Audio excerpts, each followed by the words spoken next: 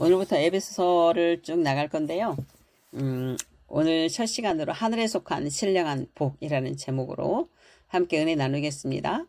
에베소서는 신약 성경 중에서도 교회론과 구원론에 있어서 가장 풍부하고 깊이 있는 서신으로 평가되고 있어요. 자, 성경 전체에서 핵심이 그 로마서라면 로마서 다음으로 굉장히 중요한 책이죠. 예. 그래서 교회론, 구원론에 대해서 정확히 표현되어 있는 게 바로 에베소서예요. 자, 에베소서 내용은 대부분 이렇게 되어 있어요. 첫째는 우리가 그리스도 안에서 선택받아서 하늘의 신령한 복을 받은 존재라는 것을 밝히고 있어요. 그러니까 나의 정체성, 하나님의 자녀의 정체성을 정확하게 밝히고 있고요.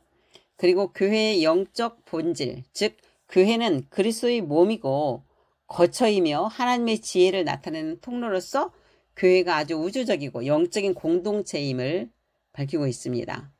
그래서 그리스도의 몸이라는 거, 그리고 예수님이 사는 거처, 그리고 예수님의 지혜, 우리 하나님을 나타내는 통로로 그렇게 사용되어져 있다라고 말하고 있어요. 또 세 번째는 성도들의 삶은 어떠해야 하는지 실제적인 교훈을 담고 있습니다. 우리 성도들의 삶은 어떻게 살아야 하는지 구체적으로 되어 있습니다. 네 번째는 성도들의 삶에서 영적 전쟁을 하게 되잖아요, 우리가. 그렇죠? 영적 전쟁을 위해서는 전신갑주를 입어야 되고, 그 중에서 유일한 무기, 공격 무기는 성령의 검이잖아요. 이 성령의 검을 통해 통치하여 다스리라고 권면하고 있습니다. 사도 바울이 에베소 교회를 개척한 시기는 제3차 전도 여행 중이었어요. 자, 사도 바울이 1차, 2차, 3차 전도 여행을 했잖아요. 그 중에 3차 전도 여행 때 에베소 교회를 개척을 했는데요. 이 시기가 AD 한 53년에서 54년 정도 되는 걸로 추정하고 있습니다. 이때 바울은 에베소에 약 3년 가까이 머물면서 집중적인 사역을 하죠. 그들을 가르치고. 근데 사도행전 19장 1절에서 10절까지를 보면 바울이 에베소에 도착하고 그 세례를 받았는데 성령의 세례를 받았느냐 물어보니까 우리는 요한의 세례밖에 모릅니다. 성령 세례는 몰라요 라고 얘기하니까 사도 바울이 안수를 하면서 성령 세례를 받게 하죠. 그래서 방언이 터지고 하잖아요. 그리고 회당에서 3개월간 복음을 전하고 반대가 심해요. 이 에베소라는 지역이 우상 숭배하는 지역이기 때문에. 그래서 두란노 서원이라는 곳에 가서 2년간 매일매일 말씀을 강론하죠. 그래서 아시아 전역에 이 복음이 퍼지게 돼요. 전파되게 돼요. 놀랍죠. 자, 기록 장소는 로마 감옥에 있을 때 쓴 서신이에요. 그래서 옥중서신이라고 이야기해요. 옥중서신은 에베소서뿐만이 아니라 에베소서, 빌립보서, 골로새서, 빌레몬서 이 네 권이 옥중서신이에요. 감옥에서 썼던 서신이기 때문에. 그다음에 수신자는 그리스도 안에 있는 신실한 에베소 교회 성도들과 소아시아에 있는 모든 7개 다 그들을 정말 신실한 성도들에게 보낸 거예요. 그래서 이것을 돌려서 보아라서 회람서신이라고 말하고 있습니다. 회람서신. 에베소는 소아시아, 오늘날 터키 서부 해안에 위치한 항구 도시였어요. 그리고 상업 도시로 아주 중요한 역할을 했던 곳이에요. 그래서 사도행전 19장에 나오는 아데미 여신을 숭배하는 도시이기도 해요. 이 아데미 여신은 엄청 큰 여신으로 그 우상 숭배 그 상이 엄청 컸어요. 그러니까 그 아데미 여신을 조각상을 만들어서 이걸 판매를 하면서 수입을 얻었던 그런 지역이에요. 대부분 항구 도시는 우상 숭배를 지금도 많이 해요. 바다에 나가서 안전을 기원하기 위해서 우상 숭배를 굉장히 많이 하는 곳인데 여기는 엄청 그런 게 많았어요. 근데 여기 이 우상 숭배에 만연한 도시에 가서 지금 사도 바울이 복음을 전한 거잖아요. 이 주제는 그리스도 안에서 연합이에요. 에베소서의 전체 주제를 보면 그리스도 안에서 연합. 성경에 같은 말이 계속 반복한다라는 것은 여러분들 성경을 읽을 때 같이 나오는 것, 반복되는 것을 줄을 그어 보세요. 그러면 여러 번 반복되는 그 단어가 가장 중요함을 나타내고 있는 거예요. 그래서 에베소서 1장에서 6장까지 그 짧은 그 책에서 그리스도 안에라는 말이 8번, 주 안에서라는 7번, 그 안에서가 6번이에요. 그러니까 결국은 그리스도 안에서라는 말이 21번이 나와요. 굉장히 많이 나오고 있죠. 우리가 그리스도 안에서 새로운 피조물이 되었기 때문에 사도 바울은 그것을 계속 강조한 거예요. 바울이 서신을 쓰게 된 목적이 있는데요. 고린도 교회처럼 무슨 교회에 문제가 있어서 쓴 게 아니에요. 여기는 그 우상 숭배하는 곳에서 자기의 그 수입이, 예수님이 전해지면 수입이 없어지잖아요. 우상을 깎아서 팔아야 되는데, 그래서 이렇게 바울을 굉장히 공격을 했거든요. 그러면 그리스도인들을 공격하지 않겠어요? 우리는 그렇게 살지 않았어도 지금 우리 잠재의식에 있는 것을, 예수님이 새롭게 됐다고 했는데, 예수님 만나고 새롭게 됐는데도 불구하고 그리스도 안에서 삶이 온전하지 못하잖아요. 그러니까 여기는 얼마나 더 심하겠어요. 그것을 아는 우리 사도 바울이 교회의 본질과 그리스도 안에서 성도들의 정체성을 가르치는 데 목적이 있다고 봐야 돼요.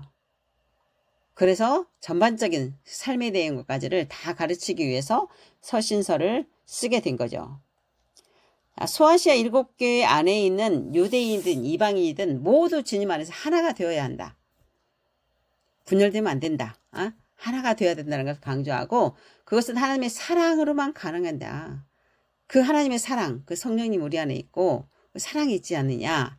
자, 우리 어떤 행위가 아니라 하나님의 경륜에 따라서, 때에 따라서 하나님이 오셨고 그 은혜로 하나님의 자녀가 되었으면 우리가 어느 위치에 있는지를 정확히 알아라.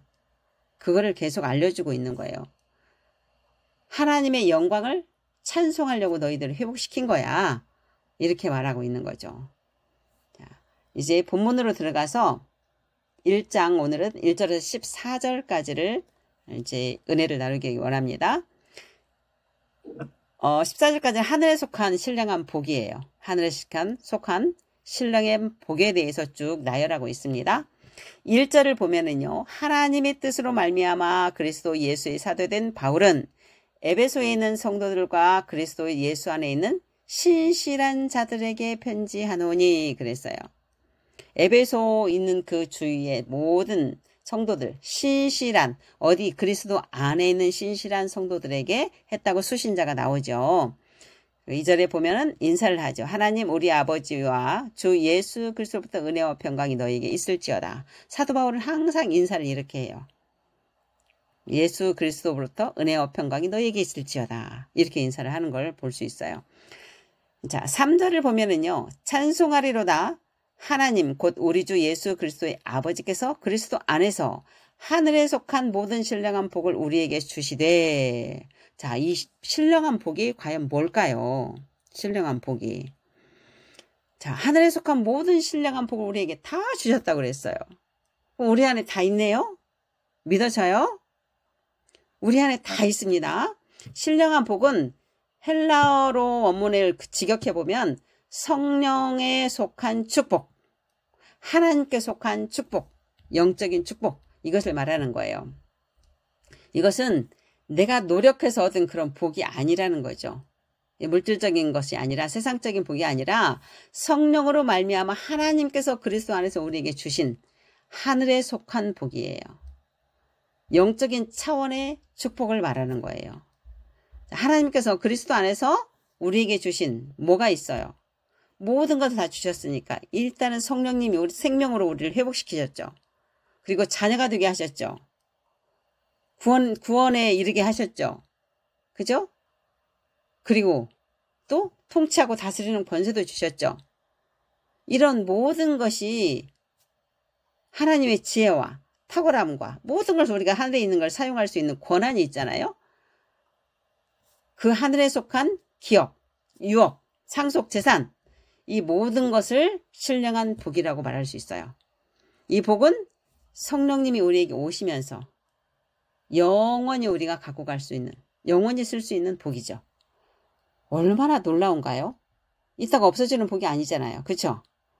로마서 8장 16에서 17절 함께 봉독하시겠습니다. 시작. 성령이 친히 우리 영과 더불어 우리가 하나님의 자녀인 것을 증언하셨나니. 예, 성령님 오셔서 우리가 하나님의 자녀로서 권세와 권리가 다 있다라는 것을 증언하셨다고 그랬어요. 우리는 성령님이 아니시면 몰라요. 여러분들 성경을 읽는데 지금 이해가 잘 안 가. 성령님이 계시해주면 이해가 싹 가는 거예요. 성령님이 임하실 때 그게 가능하죠. 4절을 보면은요. 곧 창세전에 그리스도 안에서 우리를 택하사 우리로 사랑 안에서 그 앞에 거룩하고 흠이 없게 하시려고 그랬어요. 창세전에 택함을 받은 복을 주셨다라고 써 있어요. 여러분들 창세전에 나를 택했다라는 것이 이 마음에 와닿나요? 오나요? 택해가지고 우리를 거룩하고 흠이 없게 하기 위해서 택했다라는 거예요. 이 온 세계 82억 인구에서 택함받은 백성이 몇 퍼센트나 돼요? 그리스도인이 퍼센트가 그렇게 높지 않아요.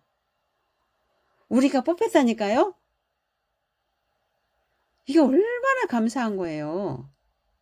이게 와닿아요. 막 기쁨이 샘솟고 이 감격이 이루 말할 수가 없어요. 어느 권사님은 이 말씀만 들으면 눈물이 나온대잖아요. 너무 감사해서 어쩌다 내가 택함을 받아서 이렇게 늘 고백하시는 권사님이 계세요.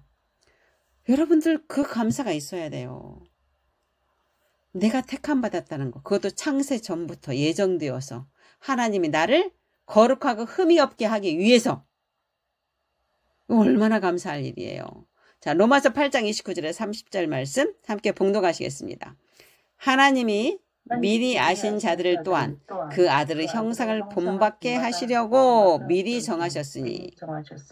미리 예정하셔서 우리를 택하시고 때가 되었을 때 우리가 예수를 믿게 하고 영접하게 하고 이런 예수님과 같은 모양으로 회복시키셨다라고 말씀하고 있는 거예요. 6절을 보면 이는 그가 사랑하시는 자 안에서 우리에게 거저주시는 바 그의 은혜의 영광을 찬송하게 하려는 것이라. 이는이라는 접속사가 있어요. 이 접속사는 그 위에 있는 말, 우리를 그 앞에서 거룩하고 흠이 없게 하시려고 택하셔서, 그 말이죠. 택하셔서 하나님의 은혜의 영광을 찬송하게 하려고 했다라고 말씀하고 있어요. 네. 우리를 거룩하고 흠이 없게 다시 회복시키셔서 하나님을 찬송하게 하려고 했다라고 말씀하고 있어요. 그럼 우리는 하나님을 영화롭게 하고 하나님께 영광을 올려드리고 찬송하고 하나님을 나타내는 사람으로 지었다라는 것을 여러분들이 오늘 말씀을 통해 정확히 알게 되겠죠. 그죠? 자, 디모데후서 1장 9절 말씀 시작.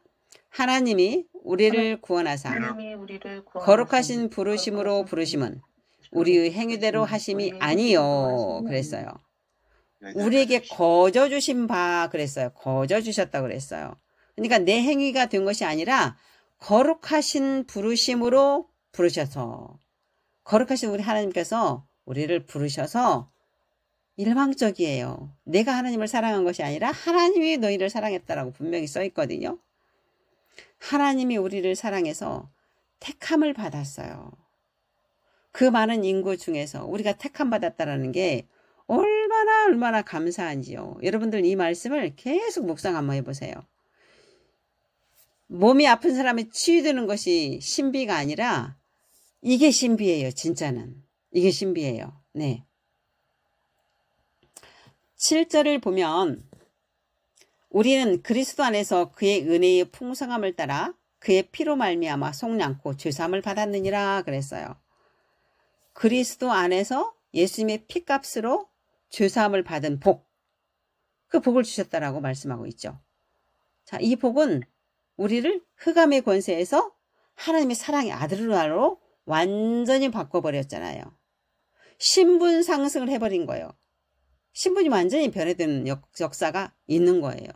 여러분들이 노력해서 신분이 변화될 수 있는 방법이 있을까요? 우리가 스스로가 노력해서 신분을 바꿀 수 있나요? 엄청 많이 힘들겠죠. 세상에서 아주 성공한 5%는 자기네들 신분을 바꾸었죠. 그지만 그렇게 우리는 하지를 못해요. 하나님께서 우리 신분을 바꿔주셨어요. 바꿔주셨어. 자, 골로새서 1장 13에서 14절 시작. 그가 우리를 흑암의 권세에서 건져내사 그의 사랑의 아들의 나라로 옮기셨으니 우리는 국적과 태생과 신분이 다 바뀌어버린 사람이에요. 우리 존재가 누군지를 정확히 아셔야 돼요. 로마서 3장 24절 시작. 그리스도 예수 안에 있는 속량으로 말미암아 하나님의 은혜로 값없이 의롭다 하심을 얻은 자 되었느니라. 내 노력이 아니라 아무런 값이 없이. 은혜라는 것이 무슨 뜻이에요? 은혜라는 것이 받을 수 있는 자격이 없는 사람에게 주는 것이 은혜예요. 우리가 받을 수 있는 자격이 있었나요? 없었잖아요. 죄 가운데 살았잖아요.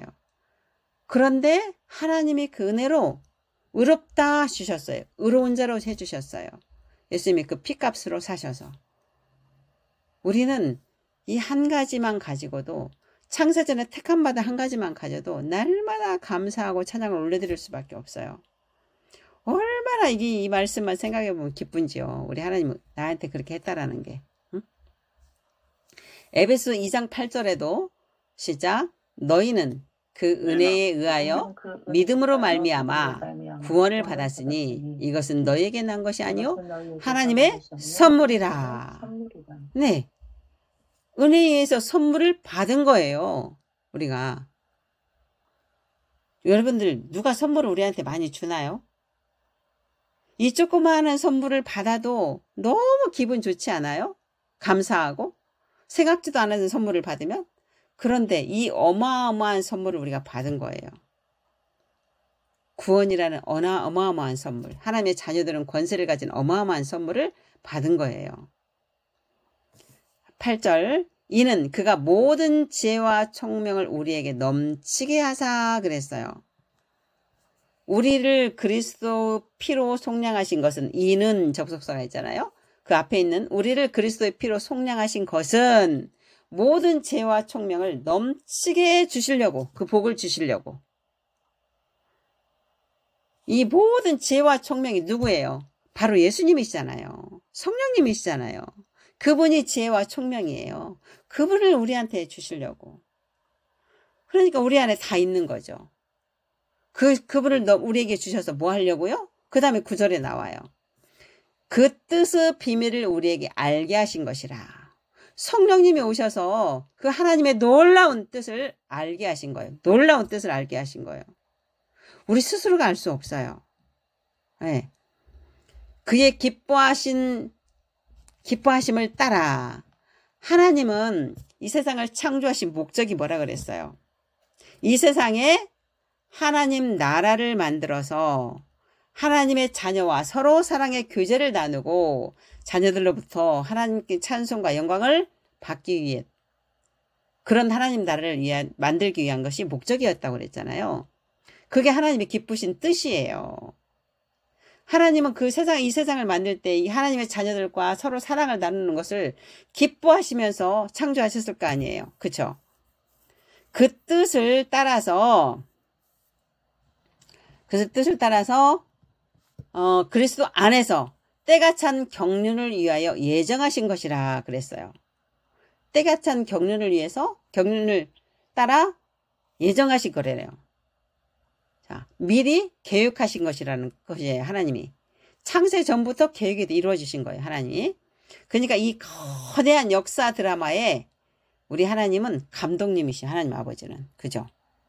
네, 예정을 하셨는데, 여기서 때가 찬 경륜 보면, 때가 찬이라는 것은 무슨 뜻이냐면 하나님께서 정하신 시간들이 충만히 이루어진 상태를 말하는 거예요. 다시 말해서 하나님의 구속사가 성취의 정점에 이른 시기, 그것을 의미하는데, 예수 그리스도의 초림과 십자가의 사건이 일어난 그때를 때가 찬 그 소리예요. 이건 이미 구약에서 예정되어 있었어요. 그 다음에 경륜이라는 것은 원래 집안을 다스리는 일, 그리고 경영이라는 뜻이에요. 그런데 신학적으로는 하나님의 구속 경영 혹은 하나님의 계획된 섭리를 뜻하는 거예요. 하나님의 계획된 섭리. 이게 절기에 다 나타나 있잖아요. 절기에. 그래서 이 거대한 인류의 역사는 이스라엘 역사에 다 축소되어 있어요. 이스라엘 역사가 이 전체 인류의 역사의 축소판이거든요.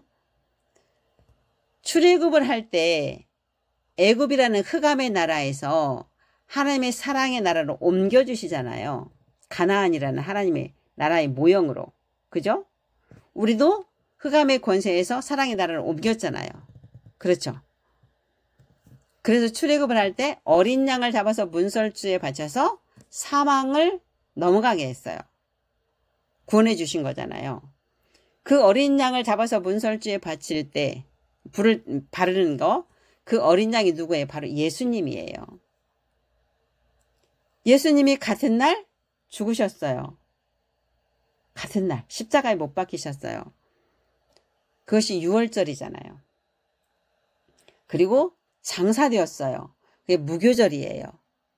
무교절은 누룩을 넣지 않는, 그러니까 죄가 없이 예수님이 죽으셨다는 것을 뜻하는 거고요. 3일 만에 초실절이에요. 초실절은 예수님이 3일 만에 부활하신 걸 얘기하는 거고요. 그리고 초실절 후에 50일이 지나서 모세가 시내산에 도착해서 시내산에 하나님께 올라가서 율법을 받잖아요. 말씀을 받아요. 그 받는 날이 성령님께서 이 땅에 강림하신 날이에요. 똑같은 날이에요. 그래서 봄철의 절기는 예수님의 초림으로 완성이 끝났어요. 이게 하나님의 경륜이 다 숨어 있었던 거예요. 구약에서는. 이제 밝히 드러났다라고 바울이 얘기를 해요. 이렇게 해서 때가 찬 경륜이라는 말은 하나님께서 정하신 시간에 충만이 되었을 때 실행하신 주님의 계획, 즉 그리스도를 통해서 하늘과 땅을 통일하게 하신 하나님의 경영을 가리키는 거예요. 이걸 회복시키셨잖아요. 법적으로는 완전히 통일되게 회복을 시키셨어요. 그러나 현실적으로는 아직은 통일이 다 안 됐어요. 부분적인 하나님 나라, 현재적 하나님 나라 우리는 살고 있잖아요. 우리 안에 하나님의 통치가 이루어지면 하나님 나라고, 통치가 있는 곳이 하나님 나라가 지금 이루어지는 부분적인 하나님 나라가 이루어진 것이지 완전하지는 않은 것이죠. 네. 그래서 지혜와 총명이신 성령님을 통해서 주님의 경륜을 이제 드러내고 우리를 알게 하신 거죠. 10절 하늘에 있는 것이나 땅에 있는 것이 다 그리스도 안에서 통일되게 하려십니다 했죠. 하나가 되게 하셨다. 법적으로 다 이루어졌습니다. 갈라디아서 4장 4, 5절 한번 같이 읽어보겠습니다. 시작. 때가 참에 하나님이 그 아들을 보내사 율법 아래 있는 자들을 속량하시고, 자, 때가 참에 하나님 예수를 보내셔서 우리를 율법 아래 있는 자를 속량하시고 우리를 구원하셨다 말씀하시는 거예요. 골로새서 1장 19절에서 20절 시작. 아버지께서는 모든 충만으로 예수 안에 거하시고 화평을 이루사 만물을 자기와 화목하게 하시기를 기뻐하심이라. 네, 하나님이 얼마나 기뻐했을까요? 원래 아담과 하와는 에덴 동산에 그렇게 만들어 놨는데, 서로 교제하고 하나님을 나타나게 만들어 놨는데 마귀의 속임에 빠져서 타락을 해버렸으니 하나님 마음이 너무 아팠을 거예요. 그래서 이스라엘 백성들을 택했잖아요. 다 흩어서 주어버리고 마귀에게 줘버리고 이스라엘 백성만 택했잖아요. 어디서 알 수 있어요? 창세기 11장의 바벨탑 사건에서 그 일이 있죠. 그리고 하나님은 아브라함을 선택하고 야곱을 내 분깃으로 선택을 해요. 그 야곱이 이스라엘이잖아요. 그래서 이스라엘을 분깃으로 선택했어요. 근데 이스라엘은 그렇게 말을 안 들어요. 그래서 에스겔 선지자, 예레미야 선지자를 통해서 얼마나 많이 돌아와라 해요. 그 절절한 하나님의 마음을 예레미야서를 한번 읽어보세요. 얼마나 하나님이 그 자녀들을 향한 절절한 사랑의 마음이 전해지는지. 그러다가 때가 차서 예수님이 오셔서 우리를 속량하시고 화평을 다 이루게 하셨으니 하나님이 얼마나 기뻐하셨을까요? 그죠? 자, 11절. 모든 일을 그의 뜻의 결정대로 일하신 이의 계획을 따라 우리가 예정을 입어 그 안에서 기업이 되었으니 그랬어요. 이것을 직역하면은 그리스도 안에서 먼저 소망을 둔 우리로 하여금 그의 영광에 찬송이 되게 하려는 것이라 그래요. 자, 여기에서 그리스도 안에서 먼저 소망을 둔 우리가 누구예요? 이것은 유대인이에요. 유대인을 가리킬 가능성이 커요. 왜냐하면 뒤에 나오는 13절에서 너희도 듣고 믿어 성령의 인침을 받았다 이렇게 얘기하잖아요. 그 너희도는 누가? 이방인 성도들을 얘기하는 것이니까 먼저 선택받은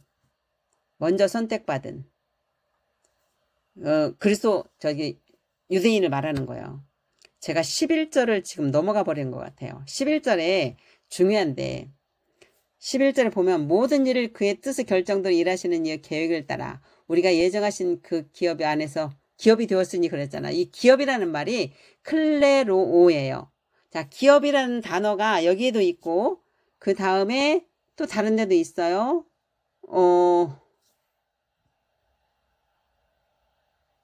14절에도 있어요. 우리의 기업에. 근데 이 두 단어가 달라요. 11절의 기업은 클레레올에서 제비를 뽑다, 제비로 결정하다라는 뜻이에요. 자, 지금부터 한번 상상력을 동원해 봅시다. 상상력을. 자, 보세요. 우리 대한민국에서 정부에서 이런 프로그램을 실시를 해요. 지금부터 제비를 뽑아서 뽑힌 사람만 10명만 뽑아서 1년 동안 자기가 가고 싶은 나라 해외에 가서 1년 동안 살 수 있도록 정부에서 다 대주겠습니다. 이런 프로그램을 선포를 했어요. 그럼 여기에 지원하는 사람이 얼마나 많을까요? 그죠? 어마어마하게 서로 지원을 할까요? 공짜로 1년 동안 해외 가서 내가 살고 싶은 거 살게 해준다는데 지원하는 사람이 엄청 많을 거예요. 그런데 제비를 뽑았는데 여러분이 뽑혔어요. 그 기분을 지금 감격을 한번 표현 한번 해보세요. 여러분이 뽑혔다니까요. 이건 진짜 난리가 날 거예요. 그죠? 동네방네 소문을 낼 것이고 아는 사람 다 전화해가지고 내가 뽑혔다고 막 폴딱폴딱 뛸 거란 말이에요. 우리가 어디 가서 경품권 하나만 뽑혀도 얼마나 기분이 좋아요. 막 난리가 나죠. 그런데 하물며 하나님께 우리가 뽑혔는데 하나님께 제비를 뽑혔는데 하나님께 선택받았는데 왜 이것을 표현을 안 해요? 왜? 너무 좋아야 되잖아요. 너무 좋아야 돼요. 너무 감사해야 되잖아요. 오늘부터 이걸 생각하면은 여러분들 춤을 추셔야 돼요. 우리 내 짧은 언어로 이거 감사하고 찬양을 어떻게 표현하기가 힘들지만 말로 표현할 수 없을 만큼이에요. 어마어마한 거예요. 오늘 이 말씀을 또 보시고 또 묵상하시고 한번 생각해 보세요. 상상을 해보세요. 해외에 1년 가서 사는 것보다 우리는 영원히 사는 이 너무너무 무한한 것들을 다 받은 선택받은 존재라니까요. 선택받은 존재예요. 자, 다시 12절로 넘어가서 자, 먼저 소망을 둔 자들이 바로 그리스도 안에서 먼저 소망을 둔 자, 이게 유대인이라는 말씀을 드렸어요. 유대인을 먼저 선택해서 이들에게 했어요. 그죠? 그리고 이들이 말을 안 들어서 전 세계에 흩어지고 그 다음에 그 복음이 우리 이방인에게 넘어온 거잖아요. 그죠? 이게 너무 기가 막히고 감사한 일들이죠. 그래서 그의 영광에 찬송이 되게 했대요. 유대인들만 아니라 우리까지도 전부 예수 믿는 자는 하나님을 찬송이 되게 했다라고 말하고 있어요. 우리가 현재적 하나님 나라에서 해야 할 일이 뭐예요? 지금 우리는 현재적 하나님 나라에 살고 있으니까 하나님의 영광을 드러내는 일이잖아요. 그죠? 즉 하나님께서 우리를 택하시고 예정하시고 하나님의 자녀로 회복시킨 이유가 우리가 하나님을 찬양하고 영광 돌리게 하기 위함이라는 뜻을 지금 말씀하고 있는 거예요. 12절에서. 우리 몸을 통해서 하나님을 나타내므로 하나님께 영광을 돌리게 하는 것. 그래서 하나님 나라를 확장하게 하는 것. 그게 하나님의 뜻이고 우리가 해야 할 일이다 라고 말씀하고 있는 것입니다. 오늘 1장에서 영광을 찬송하게 하게라는 것이 3번이 나와요. 3번. 중요하다고 말씀드렸죠. 반복되는 것은 우리가 어떤 위치에 있고 하나님께 영광을 돌리는 자라는 것을 잊으시면 안 돼요. 매일매일 생각하셔야 돼요. 자, 14절. 이는 우리 기업의 보증이 되사 그 얻으신 것을 속량하시고 그의 영광을 찬송하게 하려 하심이라 그랬습니다. 여기 기업은 클레로노미아라고 해서 상속재산, 유산, 하나님께서 상속재산을 말하는 거예요. 이 보증은 알라보지라고 해서 보증금, 선금, 약조, 보장 이런 뜻인데요. 어떤 사람이 아직 지불되지 않는 어떤 것에 대해서 법적 요구를 보장하는 거. 우리의 그러니까 빚을 탕감해 주시면서 딱 보장해 주는 거예요. 보증을 해 주는 거예요. 우리가 빚이 있는데 그런 뜻이에요. 성령께서 하나님께서 약속하신 유업, 그 놀라운 유산, 곧 구원의 영생과 하나님 나라의 완전한 상속이 반드시 성취될 것이라는 것을 보증하셨다. 예수님이 지금 그 말을 말하는 거예요. 완전하게 보증해 주셨어요. 이것은 무효될 수 있는 것도 아닙니다. 자, 이사야서 43장 21절 같이 읽으시게요. 시작. 이 백성은 내가 나를 위하여 지었나니 나를 찬송하게 하려 함이니라. 하나님을 위해서 우리를 지음받았어요. 하나님을 위해서 지음받은 우리가 뭘 해야 되겠는가 한번 생각해 보시라고요. 뭘 해야 되겠는가. 이 선택받은 거, 제비 뽑힌 것만 생각해도 우리는 날마다 좋아서 춤을 춰야 되고 감사해야 되고 찬양 올려드려야 하고 하나님 어떻게 하면 나타날까를 생각해야 됩니다. 다시 말해서 지금 우리가 성령을 받은 것은 앞으로 완전한 하나님 나라를 받게 될 것이라는 하나님의 약속의 증거라는 거예요. 예수님이 재림할 때 상상해 보십시오. 우리가 죽었으면 그때까지 그 전에 죽으면 부활의 몸을 입고 예수님과 영접할 거 아니에요. 어린 양의 신부로. 그죠? 그래서 새하늘 새 땅 안에서 영원히 사는 거예요. 눈물도 없고 아픔도 없고 가난도 없는 곳. 하나님의 사랑으로 가득한 곳. 그곳에서 그렇게 살 거란 말이에요. 이것을 보증해 주신 거예요. 예수님께서. 여러분 우리가 뭘 잘해서 뽑혔나요? 뭘 잘해서 택함을 받았나요? 하나도 없었잖아요. 그죠? 전적인 주님의 은혜입니다. 그렇다면 그 은혜에 우리는 날마다 찬양하고 감사해야 합니다. 우리의 상황이 어떻든 감사와 찬양을 올려드려야 합니다. 그럴 때 주님은 우리 일을 해주시는 거죠. 무엇을 먹을까 무엇을 입을까 걱정하지 마라 그러셨잖아요. 그의 나라와 그의 의를 구하라. 우리는 늘 그의 나라와 그의 의를 구하는 그런 자가 되어야 된단 말이죠. 예. 우리의 상황이 어떠하든 늘 상관없어요. 하나님을 찬양할 때 하나님은 그 일을 다 해결해 주시는 거예요. 자신의 삶이 우선순위가 아니라 하나님을 나타내기 위한 것이 우선순위가 되어야 됩니다. 첫째가 그것이어야 돼요. 참 그런데 이게 쉽지 않죠. 먹고 살고 근데 현실이 더 눈에 가니까. 저도 이제 주님과 올인을 하다 보니까 왜 옛날에 그렇지 않았을까라는 아쉬움이 되게 많아요. 그런데 되어봐야 그것을 아는 거잖아요. 그죠? 그러니까 계속 말씀드리니까 이제는 여러분들이 선택을 하셔야 돼요. 자, 우리가 새로운 피조물로 거듭날 때 무엇을 했죠? 다른 거 다른 거 하나도 없어요. 단지 예수님을 마음으로 믿고 입으로 시인한 것밖에는 없습니다. 그렇죠? 그런 우리에게 은혜로 하늘에 속한 신령한 복을 다 주셨어요. 사랑하는 하늘의 가족 여러분, 지금까지 주님을 나타내는 것이 2번째였다면 이제 결단합시다. 주님을 나타내는 일을 첫 번째로 하겠다고. 결단됐나요? 주님을 마음껏 나타내고 싶은 여러분을 축복합니다.